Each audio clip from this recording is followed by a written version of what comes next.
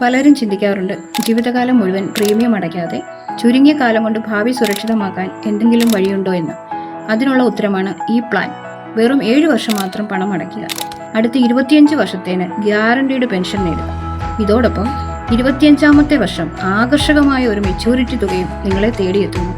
ഈ പദ്ധതിയുടെ വിശദാംശങ്ങളിലേക്ക് നമുക്ക് കടക്കാം. നമുക്ക് 40 വയസ്സുള്ള അലൻ എന്ന വ്യക്തിയുടെ ഒരു ഉദാഹരണം എടുക്കാം.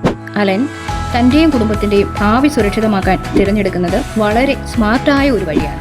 വെറും 7 വർഷം, അതായത് അലൻ 47ാമത്തെ വയസ്സ് വരെ മാത്രം പ്രീമിയം അടയ്ക്കുന്നു.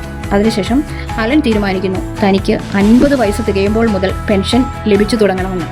അലന് 50 വയസ്സ് തികയുന്നത് മുതൽ അടുത്ത 24 വർഷത്തേക്ക്, അതായത് എല്ലാ വർഷവും 3,25,983 രൂപ വീതം കൃത്യമായി അലന്റെ അക്കൗണ്ടിലേക്ക് പെൻഷനായി ലഭിക്കുന്നു.